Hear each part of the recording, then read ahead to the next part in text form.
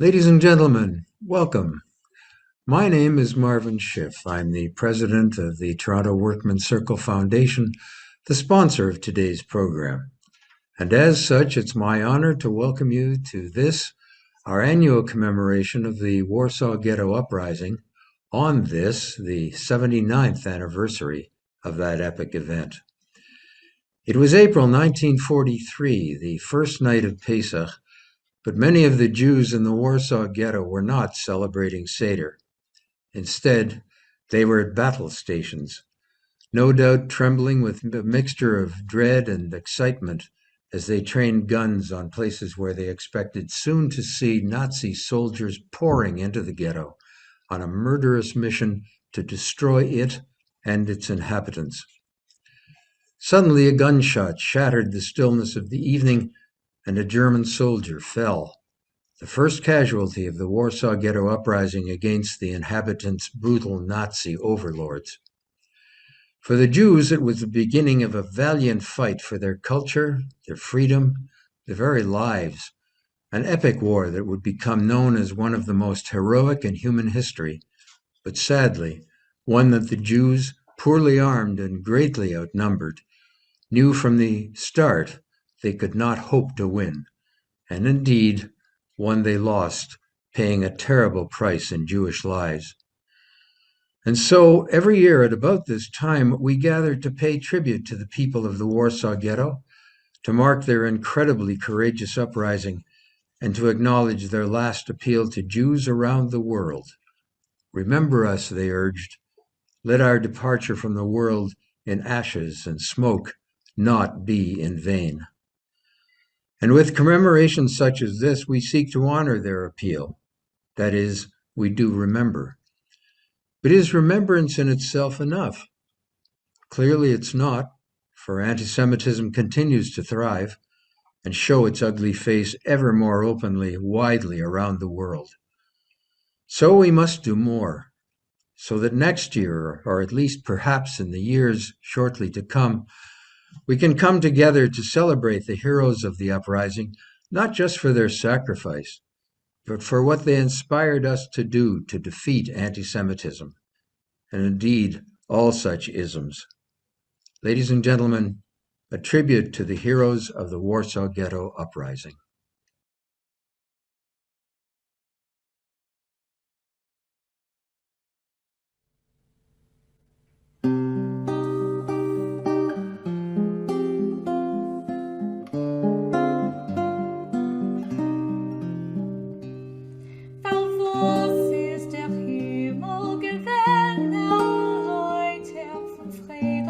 Gescheint Erde gab's, weil wo sie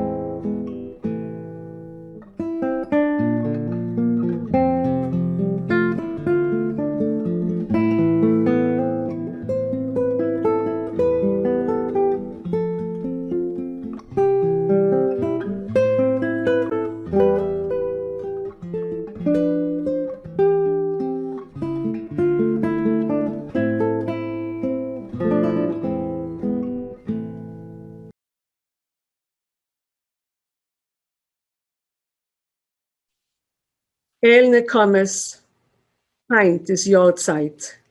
Jahrzeit, Heint, a Zind. Wenn gerufen hat zu dir ein erstgeboren Kind. Heint ist Jahrzeit noch ein Schmeichel über Wald und Plain. Jeder hat heint Jahrzeit, noch sein Schwell, noch sich allein. Heint ist Jahrzeit noch ein Regen 1943, noch ein letzten Karschenbäum und Schwellberle dabei. Heint ist Jahrzeit, noch mein Zeit, verfreuren in Ponar. Heint ist Jahrzeit, noch mein Mames gellen Samovar. Noch ein Schnee von meinen Weißlen ausgeschneit, beschaß ich hab zugedeckt mit dem Käfer von mein Gas. Heint ist Jahrzeit, noch die 2 Malochen bei mein Bett. Heint ist Jahrzeit, noch ein Zoffenstern ergetät. Jahrzeit, noch ein Spiegel mit einem blauen Teich im Rahmen, wo es bäumten sich die Licht und Schottens von mein Stamm. Heint ist Jahrzeit, noch ein Schabbes, rein wie ein Brillant. Heint ist Jahrzeit, noch der Fiddle in mein Chavers Hand. Heint ist Jahrzeit, noch ein Leib in friedigen und Bläus. Heint ist Jahrzeit, noch der letzte Jahrzeit Licht in Kleus. Jahrzeit, noch einen langen Säger auf der Wand vom Lehm. Oi, noch alle Wieglieder von unser Irrwe ein.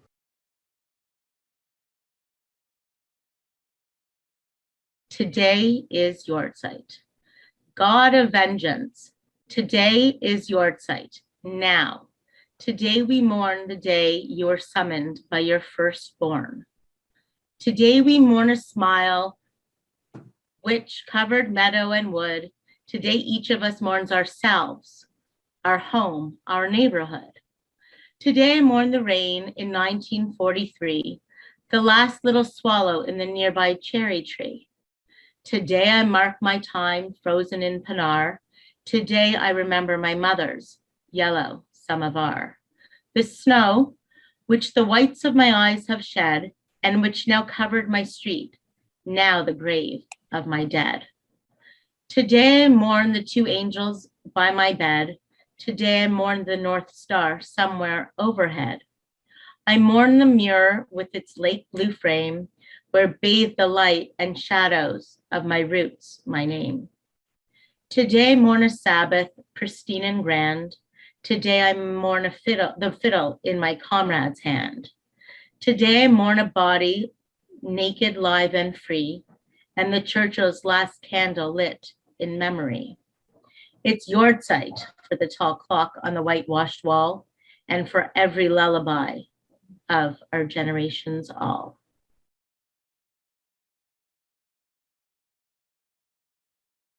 A summons to remember. On the first Seder night in April 1943, the Jews in the Warsaw Ghetto took up arms against their Nazi overlords. It was the beginning of an epic battle, not for victory, as the resistance fighters knew from the outset, but for the honor of their people. On the walls of the ghetto, they posted an 11th commandment, "Thou shalt not despair." It was their watchword and their legacy. When the battle was near its end, the few Jews who still survived issued an appeal to their brethren around the world. Remember us. Do not forget what we have suffered at the hands of our murderous enemy. Let our departure from the world in ashes and smoke not be in vain. The Battle of the Ghetto glows in Jewish history. It is immortalized in scores of writings and sanctified in the annals of the human spirit. It has nourished the will of new generations to renew and fortify their national and cultural heritage. We will forever remember the fighters who fell in the Warsaw Ghetto.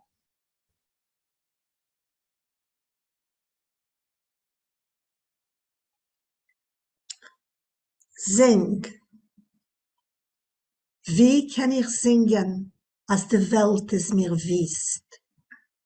Wie kann ich spielen mit verbrochener Hand? Wo seien meine Teute? Ich such die Teute meine, Gott, in jedem Mist, in jedem Bergel Asch. O, sagt mir, wo ihr seid.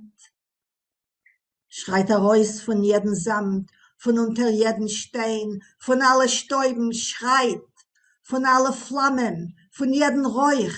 Es ist Eier, Blut und Saft. Es ist der Marach von Eier Bein. Es ist Eier Leib und Leben. Schreit raus, schreit heuch. Jetzt schreit zum Himmel. Hört dich wie die Erd, der Häufen Mist. Schrei nicht zu der Sonne, nicht reit zum Lamp. Ach, wenn ich kann verlöschen sie, wenn man verlöscht der Lamp in rotzerem Heil, da wisst. Mein Volk, hast mehr geleuchten, bis lichtiger gewesen. Kommt alle, von Treblinka, von Sobibor, von Oschwentschim, von Belzitz, kommt von Ponari und von noch. Mit Augen aufgerissen, vergliffert a Geschrei, a Gewalt und ohne Stimme. Von Sumpten kommt, von Blottes eingesunken tief, von feulen Moch.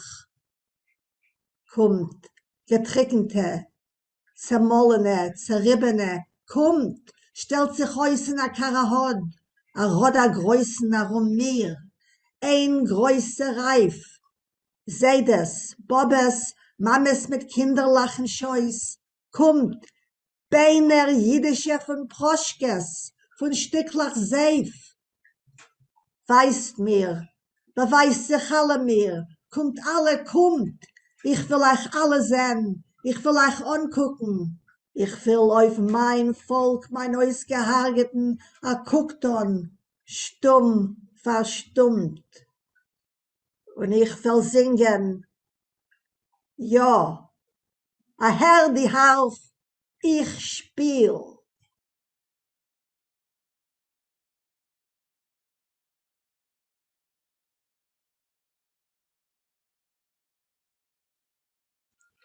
As you may have noticed, although we greatly appreciate their contributions, we haven't yet introduced the readers or musicians participating in this program, and in fact, we won't be doing so. Nor do we usually introduce or thank our guest speaker. That's because of the commemorative and solemn nature of this event. But on this occasion, I hope you'll forgive me if I depart from one aspect of that tradition and say a few words about our speaker now. Our speaker is Professor Jan Grabowski, a Polish-Canadian professor of history at the University of Ottawa, whose special field of study is Polish-Jewish relations in German-occupied Poland during World War II. He is also the co-founder of the Polish Center of Holocaust Research in Poland and a co-author of the book Hunt for the Jews, Betrayal and Murder in German-occupied Poland, which won the Yad Vashem International Book Prize in 2014. Many of you may remember Professor Grabowski as our speaker at a previous Warsaw Ghetto commemoration a few years ago. Or if you follow such matters in the media, especially the Jewish media, you may know Professor Grabowski and his colleague, Barbara Engelking, because they were, until recently, the respondents in a libel suit in the Polish courts that hinged on the Holocaust-era history. The case was filed on behalf of a Polish woman who claimed that the historian had defamed her deceased uncle, as well as her and her family, in a work they had edited and partly written that claimed her uncle had collaborated with the Nazis. A lower court upheld her claim and ordered Grabowski and Engelking to apologize. Subsequently, however, a Polish appeals court struck down that verdict and delivered what the researchers considered to be a great victory for historians of the Holocaust. Now the case continues with further appeals. But with that admittedly all too brief introduction, I present Professor Jan Grabowski.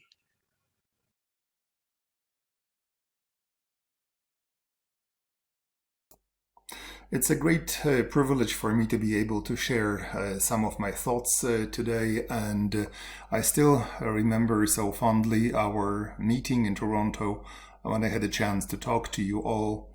Now, this time I was asked to talk to you about the Warsaw Ghetto Uprising, about the event, about the echoes of the uprising.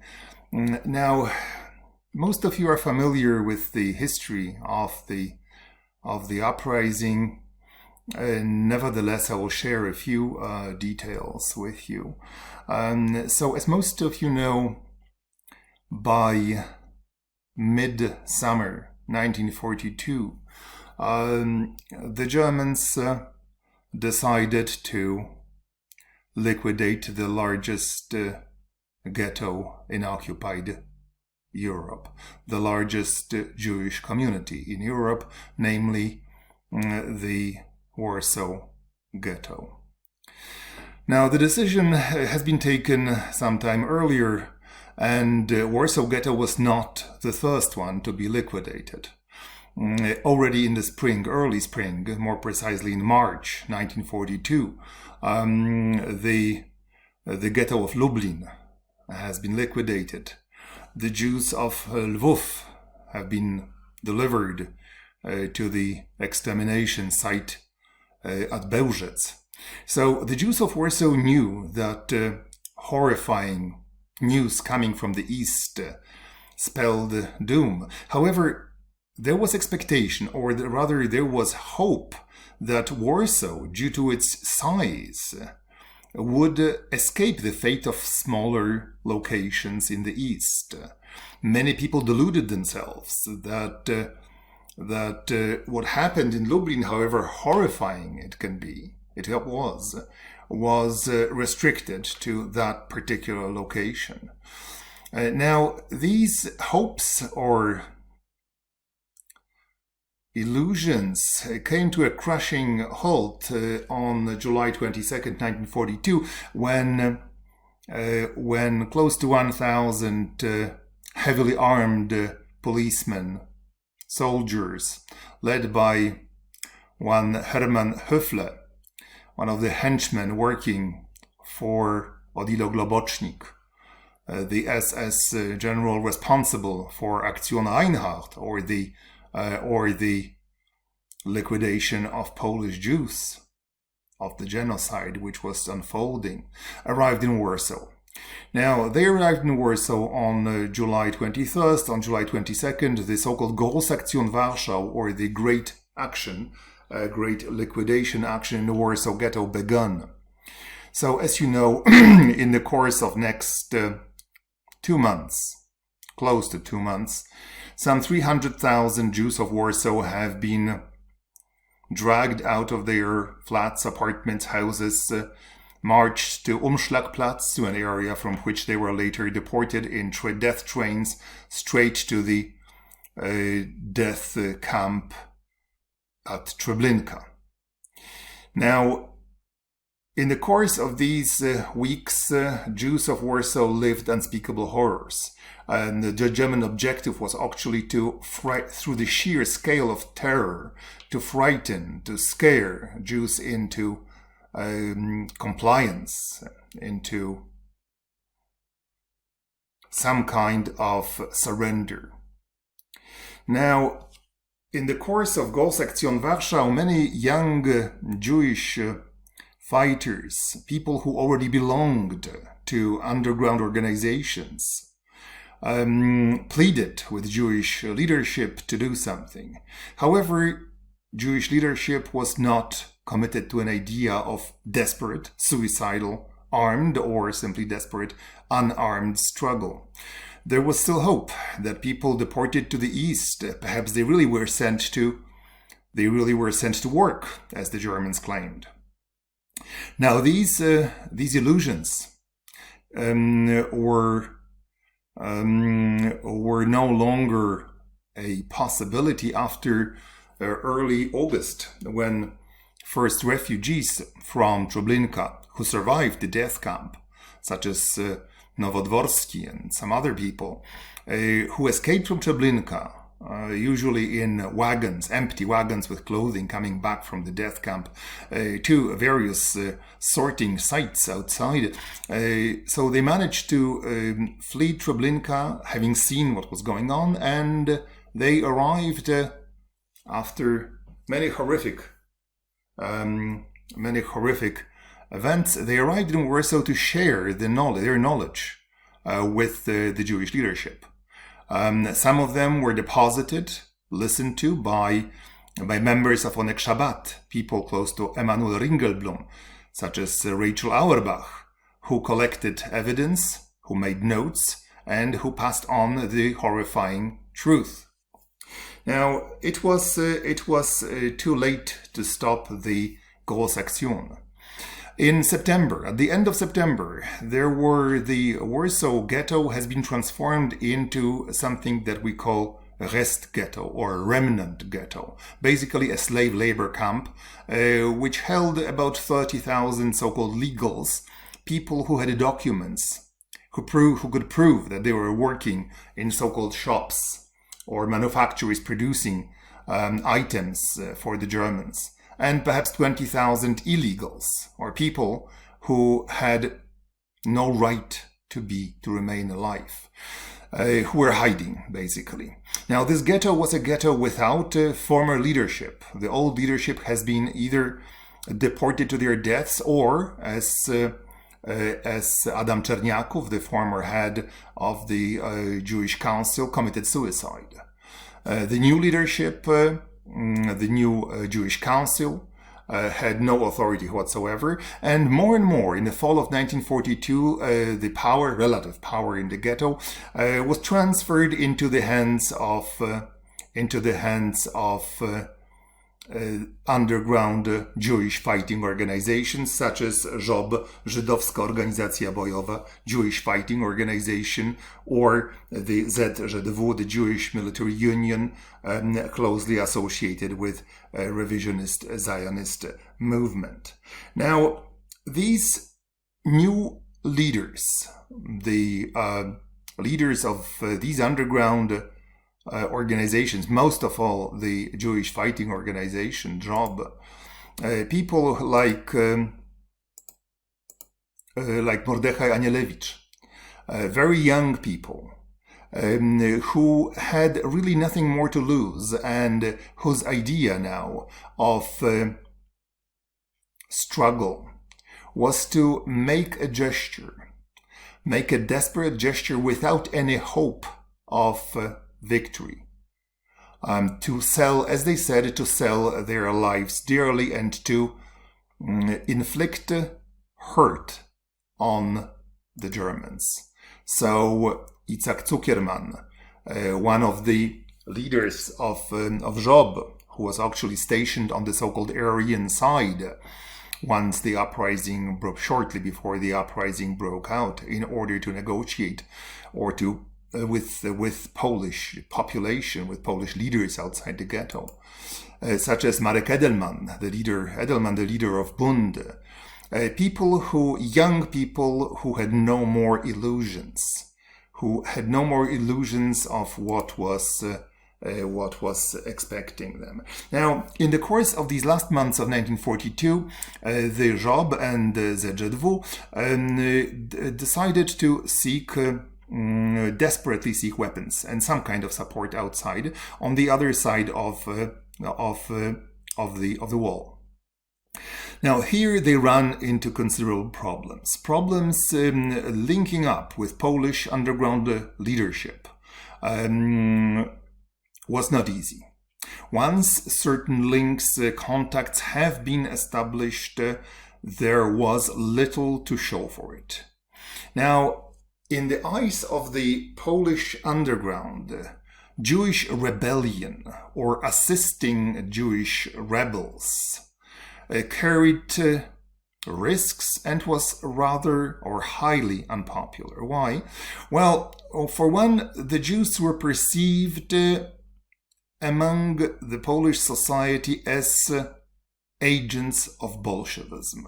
This kind of anti-Semitic canard has been for a long time very, very prevalent, very present, not only in the Polish society, but also among the leaders of the Polish underground.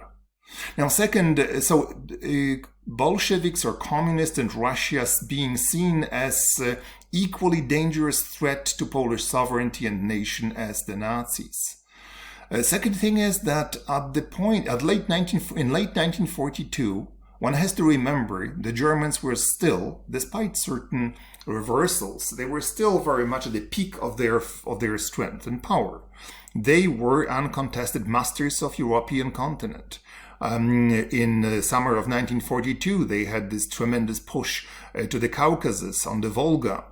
Stalingrad was only to come in winter 1943, was several months away. Now, for the Polish leaders, the vision, the specter of Jewish uprising, rebellion in the midst of Warsaw was terrifying. Now, the argument was, what if their protest, if their rebellion spills across the walls and somehow involves the Polish population? The underground will be unable to do much, and the German revenge will be horrifying. And finally, the Polish leaders said that giving Jews weapons, which we, Poles, lack, is like throwing good money after bad. The Jews have no warrior ethos. They will probably waste ammunition and nothing good will come out of it. So, but to put it short, the job leaders of Jewish fighting organization were not really successful in obtaining weapons. They received some, but very, very few. More successful were the purchases on black market, and in order to do them, the Jewish underground enforced certain rules inside the ghetto, trying to force people who still had money inside the ghetto to provide funds for these purchases. Sometimes German policemen or Polish policemen outside the ghetto were attacked in order to seize their weapons. Now, in January 1943, on his way back from the Eastern Front, Heinrich Himmler, the second person in German terror apparatus, visited Warsaw. Heinrich Himmler was unpleasantly surprised that there was still a ghetto in Warsaw. He was convinced that the ghetto has been liquidated in the summer of 1942, and here in January 1943 he learned that there was still remnant ghetto in Warsaw with some 50,000 Jews in it. He issued orders that ghetto be liquidated regardless of any potential economic losses. It was not important. The destruction of Jewish nation was a military priority, he said. One of the reasons, Himmler said, that Germany actually led the war. It was one of the war objectives, destruction of the Jewish people of Europe and beyond. The Germans marched into the ghetto on January 18, 1943, trying to seize as many Jews as possible, and quite surprisingly for them, they ran into armed resistance. Nevertheless, they managed to, during one-day action, they managed to seize or capture 5,000 to 6,000 Jews who later were that same day were deported to Treblinka. One of them was Abraham Levin, author of absolutely shattering diary of Great Deportation, a member of Emanuel Ringelblum's Onek Shabbat group, and his daughter, They were caught and they were deported and sent to their deaths. Now, but the Germans were so surprised by the armed resistance they encountered that they withdrew. It was the first, on such a scale, armed urban resistance in occupied Europe. Now, the Germans retreated, but not for long, for some time. But the Jewish leadership, people from Job, knew very well that it was just a temporary reprieve. In order to prepare the ghetto for fight, bunkers have been created or dug out and prepared all around the Warsaw Ghetto. The side walls between different buildings have been knocked down in order to create, let's say, a fortress, so that people could run from one apartment building to another without entering the streets. Warsaw Ghetto prepared itself for siege, or for inevitable arrival of the Germans. Now, this inevitable happened on 19th of April 1943, when quite massive military and police German forces with auxiliaries from Ukraine, with Polish Blue Police, entered the ghetto, or formed a cordon around the ghetto in order to liquidate the ghetto finally and once and for all. Now, this date, 19th of April, had different also other kinds of significance. One, 3 days earlier, on 16th of April 1943, the radio in Berlin announced the discovery of so-called cutting forest graves, mass graves of Polish reserve officers killed by the Soviets in the spring of 1940 have been discovered at the time, and this gave the Germans a possibility to claim that the Jews and the NKVD, the Soviet secret police, killed Polish officers. This was to have quite a horrifying impact on Polish audiences and on attitudes regarding the struggling Jews, once again seen as agents of Bolshevism. Now, second, the attack on the ghetto and the uprising in the Warsaw Ghetto coincided with Great Week, with the Easter. And as many knew, and as many know, due to deep anti-Semitism of Polish Catholic Church, which has been present for hundreds of years, Easter was one of the most dangerous periods of time for Polish Jews. That's when people who went to church heard some very, very unsettling news from their priest. That's exactly when crowds of faithful Catholics heard parts from the Bible, which I would like to quote here. When Pilate saw that he could not prevail, but rather that a tumult was beginning, he took water and washed his hands before the multitude, saying, "I am innocent of the blood of this just person. See ye to it." Then answered all the people and said, "His blood be on us and on our children." End quote. Now, this horrifying quotation echoed in the minds of the many and triggered sometimes most horrifying, or involved most horrifying results. In any case, in these circumstances, on the 19th of April 1943, German forces marched into the ghetto and encountered basically stiff, firm opposition, armed opposition. They took losses and they withdrew without reaching even most modest of their objectives. Now, at this sense, they later, given the situation, the Germans changed their tactic. Their leader, or their commander-in-chief, whose name was SS Brigade für Samern Frankenegg, was relieved of his command, and a new German commander, his name was SS Brigadeführer Jürgen Strope, the so-called butcher of the Warsaw Ghetto, arrived in Warsaw, and in one of the German sources he was reported as saying to his predecessor, I quote, "My dear Sommern, it seems to me that you are not up to the task and that you are not energetic enough." End quote. Now, Stroop was to prove himself indeed to be more energetic. His decision was now not to fight Jewish rebels face to face, but rather to burn the entire ghetto to the ground, block after block, house after house, apartment building after apartment building. Now, we have many testimonies from the time. I'm not going to go to march you or to lead you to all of them, but there are some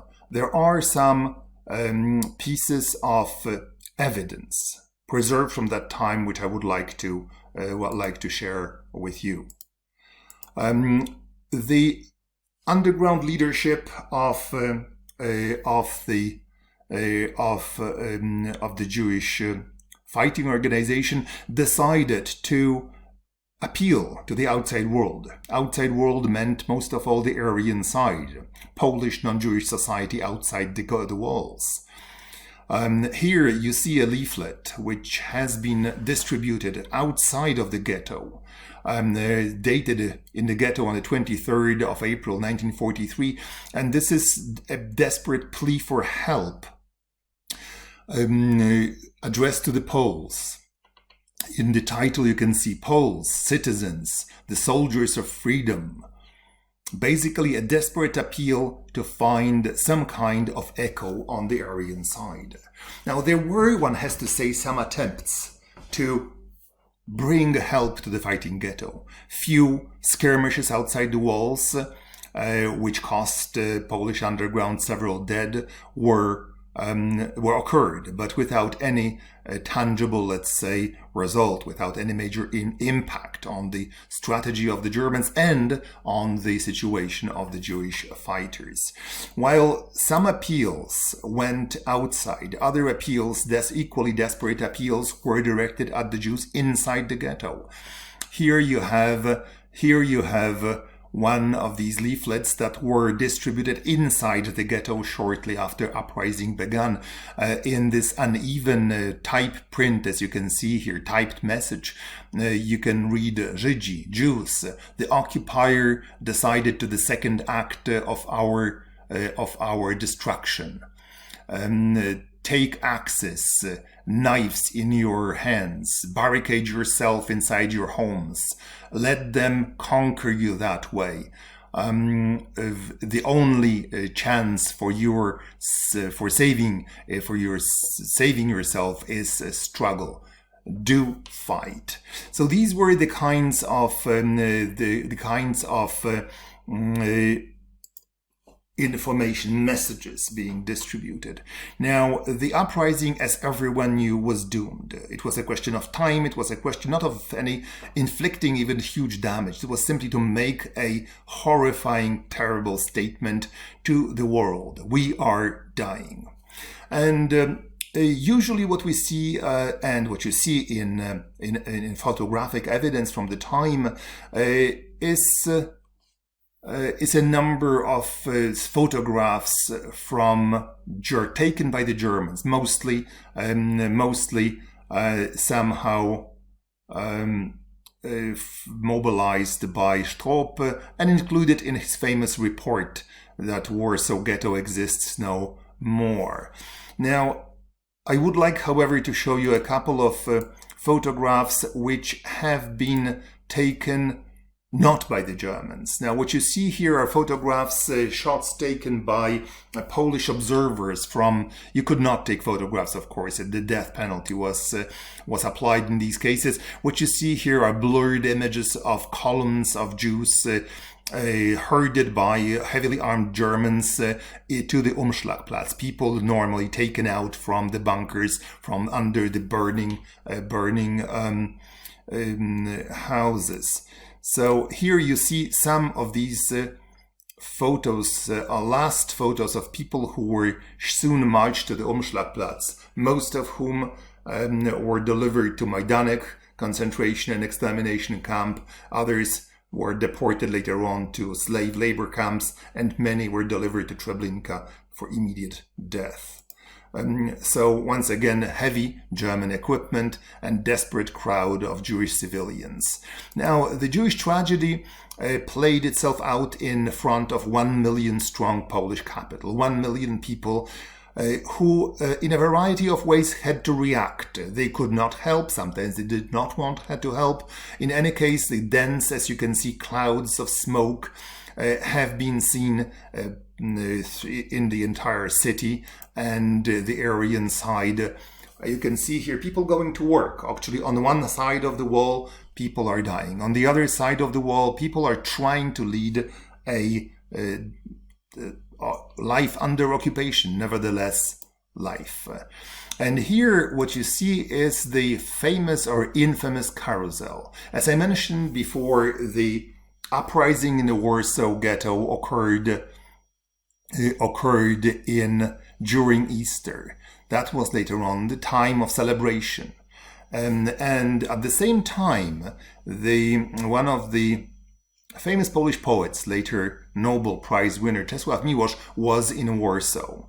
And he commented on this horrifying duality, Jewish death and celebration of Easter on the other side of the wall, in his famous poem Campo del Fiore. In this very dramatic poem, Miłosz wrote at the time when the events were happening. At times wind from the burning would drift dark kites along, and riders on the carousel caught petals in midair. That same hot wind blew open the skirts of the girls, and the crowds were laughing on that beautiful Warsaw Sunday. Now, this kind of horrible duality of the fate underlined the desperate solitude of the Jewish rebels, of Jewish civilian population, dying, basically abandoned by all. Here you see one of the very rare photographs, color photographs of the burning ghetto, taken from the outside of the ghetto by a Polish spectator who was experimenting with a new thing, which was color film, a very rare thing at the time. Now, the Warsaw Ghetto Uprising lasted much longer than one would expect. The spectators on the participants on the German side could not conceal their amazing, let's say, surprise, sometimes horrified surprise. Nevertheless, the end was inevitable. Slowly, as I mentioned, block by block, the ghetto was destroyed, burned down, and in early days of May, to be more precise, on May 8, 1943, the main bunker on Miła 18, the bunker belonging to the leadership of the Jewish Fighting Organization, with Mordechai Anielewicz inside, has been detected by the Germans, bombed, gassed, and the Jewish leaders, with many civilians, committed suicide rather than to fall into the hands of the Germans.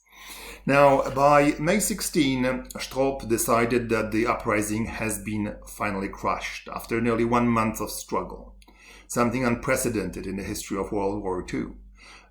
As a signing, or let's say departing gesture, Stroop blew up the Tłomackie Great Synagogue of Warsaw and issued then his famous statement, "The Jewish living area in Warsaw exists no more." Now, if you look at this aerial photograph taken in 1944, you can see this horrifying duality of fates, or the solitary death of the Jewish nation. In the upper part of this slide, this is a German aerial photo taken probably in early summer, or rather late spring, early summer of 1944. So 1 year after the destruction of the ghetto. What you can see, on the one side of the wall, you can see basically a desert, urban desert with just few walls still standing. But these walls will also be taken down because the ghetto will be brick after brick dismantled and transformed into a desert that will be there in 1945. On the other side of the wall, you can still see the cars. You can still see the intact buildings. Surgical precision of liquidating the ghetto is visible. Now, this is the Polish side of the city, which will be destroyed in the summer of 1944, following the Polish August-September 1944 uprising. I remember vividly the 40th anniversary, the commemoration of the 40th anniversary of the uprising in the Warsaw Ghetto. As someone born and raised in Warsaw, I was practically oblivious of the history of the Warsaw Ghetto Uprising. In school, we were taught about the Warsaw Uprising of 1944. There was not even a mention of the Jewish uprising. Now, the commemoration, especially in the 1960s and 70s, was practically no longer done. And now I remember my first commemoration was in 1983, when Poland was under martial law and all, let's say, not officially sanctioned demonstrations were strongly forbidden. I remember taking part in such a commemoration, which was dispersed by the people's militia. Next to me, I remember there was an old woman, perhaps she was in her 70s or 80s.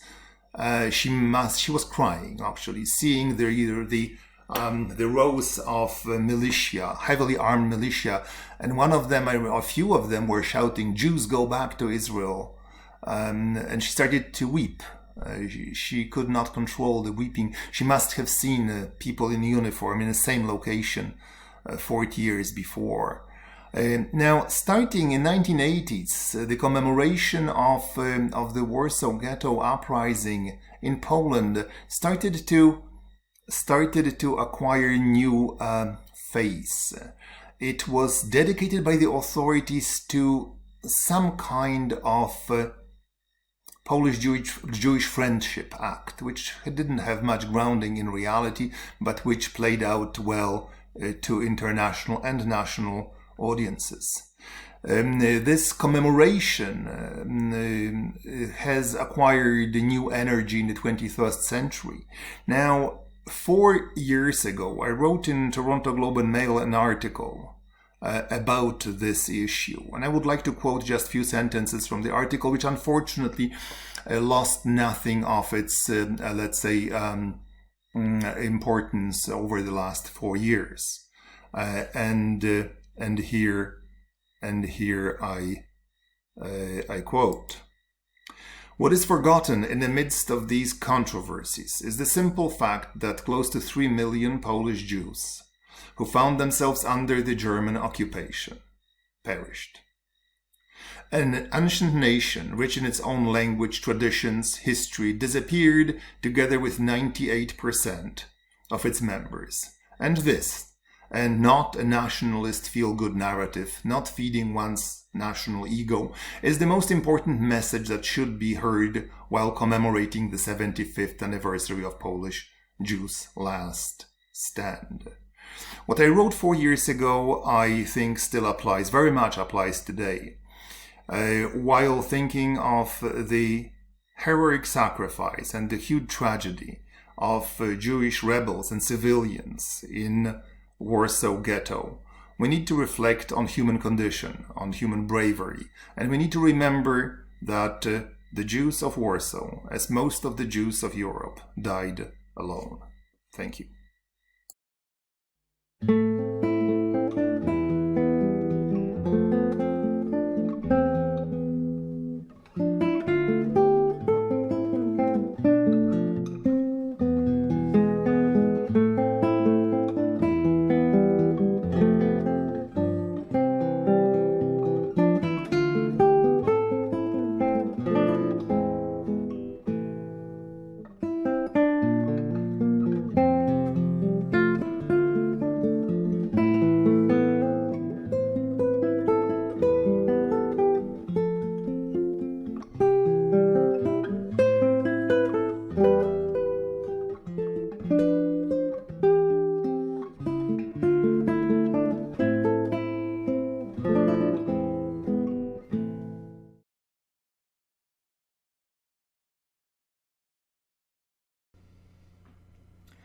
Unter die polnische Grinninke Beimalech spielen sich mehr nicht kein Mäuscherlech, Schleumerlech. Spielen sich mehr nicht kein Sorgerlech, Leerlech. Nicht auf kein Gräserlech, nicht auf kein Schneeerlech.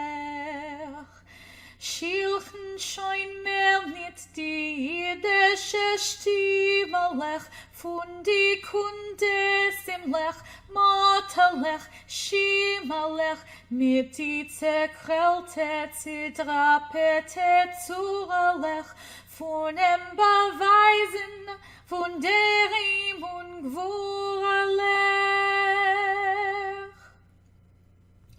Streuernat sind die polnische Beimalech, teut seinen jiddische Heimen und Heimalech, teut seinen Gesserlech, choref die Heiserlech, wo es verstechen sich Kinder wie im Heiserlach. Jiddische Kinder mit große Egelech, schwarze Hasoi wie mit Heuschech, verzeugene Egelech volle mit Pachet verlorenen, unter dem Unglück dem Bräunem getroffenen.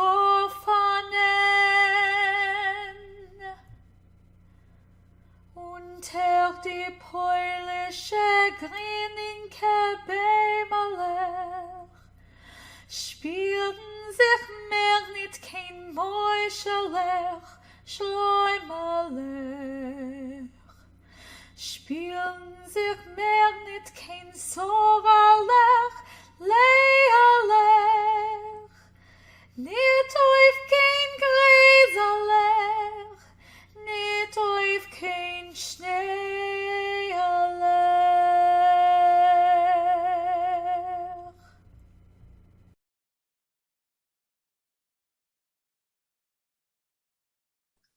Neshames von jüdischer Stadt, behalten in die Parmeten von Ewigkeit. Werden sie aufstehen von Toll, von Teut, wird auf sie ablosten die Sehung von Leben. Nur du, mein Gott, weißt, wie stark sie seinen Gewinn, weil du hast sie gebeugt mit ein verstandiger Gwure. Nur du, mein Gott, hast gewusst, wie schwach sie seinen Gewinn, eder sie seinen erweckt mit dem Räuch. Du hast nicht geschützt die jüdische Stadt, sie nicht verfestigt, seinen See wie die heilige Oisius abgesprungen von Leben. Jetzt hängen Possele Nemmen auf Beistidlen von Wüste wegen, alle Grenzen von dein Welt seinen Tome. Kommen die Neshames von jüdischer Stadt weinen von Kisse Hakobet. Gott, Baruch Hu, sehr wie gründlich Chorb wir seinen. Du hast uns erschaffen in dein Gestalt, jetzt ist dein Welt a Stück Guf, Adomen.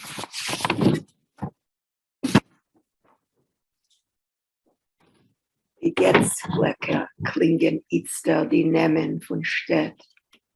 Warsche, Wilne, Chalem, Lublin. In Tag, wenn ich will bauen mein Haus, euch vergessen will ich, in die jüdische Stadt so verstummt werden mein Zung und vertreuerigt werden die Hand, was beut Gottes Haus auf dem Berg, auf ein Fundament von so viel vergessen ist. Verworret der Schlaf, der nicht Rimmler und nicht Schlafer. Lass sich vorlehnen die gestorbenen Namen von die heilige jüdische Stadt. Schmeckt der Semmelmehl von seiner Jüdischkeit. Es geht auf Rachmim, was hat sich abgetan von der ganzen Welt. Es weinen tausender Kinderschere.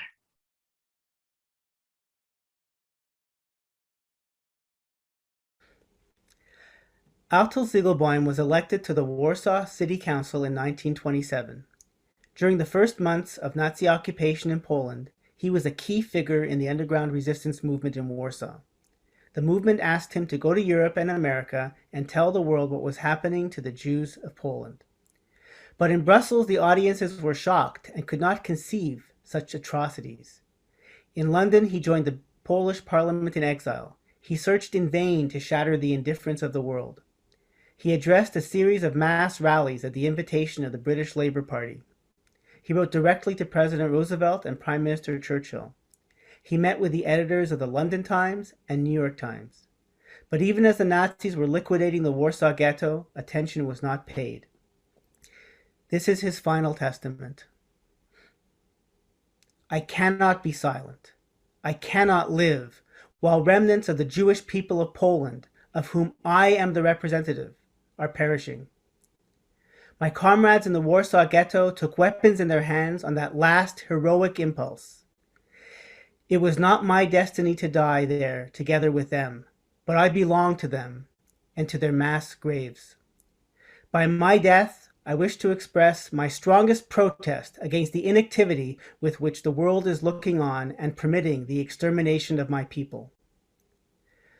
I know how little human life is worth today. But as I was unable to do anything during my life, perhaps by my death I shall contribute to breaking down the indifference of those who may now, at the last moment, rescue the few Polish Jews still alive from certain annihilation. My life belongs to the Jewish people of Poland, and I therefore give it to them.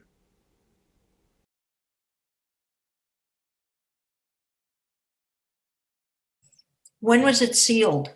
When was it decreed, your great, your wonderful, deathless deed? Did it come to you like a child in your dream? Or did a dark messenger bring you the tale in your London exile? Did the messenger come to your door and knock, a woman heavily shrouded in black? I come from the Warsaw Ghetto where the earth is on fire, her clothes in rags, a tattered shroud and her lips red with blood. Then you knocked at doors and found hearts that were closed. You tried to rouse them, but they wouldn't be roused. What people are those who refused to listen when children were gassed and flung on the mound and no one raised a hand? You carried round stacks of papers to show. You may be right, they said, but how can we know? We want to believe you, but these are not facts, and we are bound by conventions and acts. You brought out a list of the dead. How can you prove they are dead, they say. So to convince them, you added your name to the list. You always gave proofs like a realist. One May night when the orchards ripened in the land, and spring walked around with stars hand in hand, one window in a London street showed a light. That was you, sitting down alone to write. You wrote your last letters and your last testament, for the dawn to read before the night was spent. Then a shot rang out, a single shot to wipe out the shame of which you wrote. You died to make the world listen to the cry from the Warsaw Ghetto across the sky.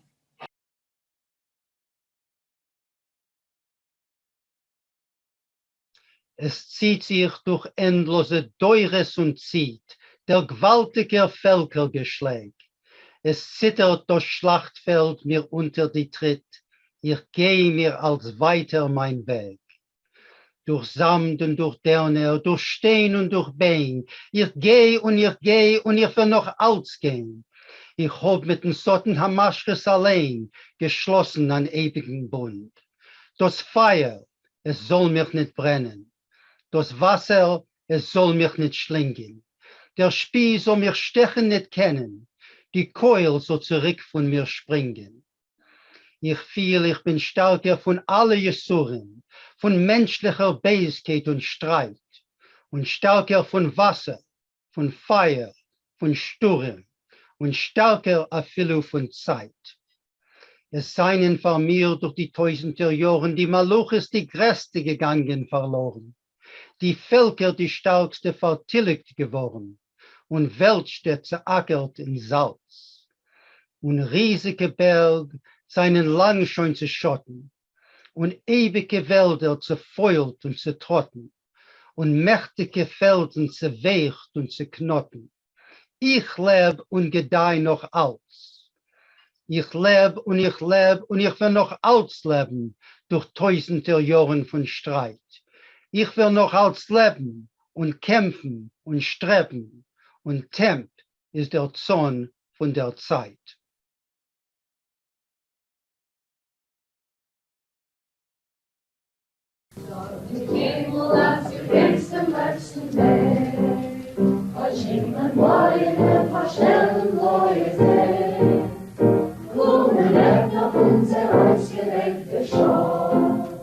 Es wird doch heute unser Volk, wir sein ein Lob. Wohin wird doch unser Haus gedenkt schon? Es wird doch heute unser Volk, wir sein ein Lob. Und wie im braunen Land des weißen Land von Schnee, wir kommen heran mit unser Kleid, unser Weg. Und ungebaut ist das Stolz von unser Blut. Straßen wird doch unser Blut, unser Blut. Und ungebaut ist das Stolz von unser Blut. Straßen wird doch unser Blut, unser Blut. Es wird die Morgens und vergilden unser Heim. Und der Märkten wird verschwinden mit dem Feind. Noch heute versammeln wird die Sonne in den Kajor. Die Erfahrung so geben das Lied von dort zu Gott. Noch heute versammeln wird die Sonne in den Kajor. Die Erfahrung so geben das Lied von dort zu Gott.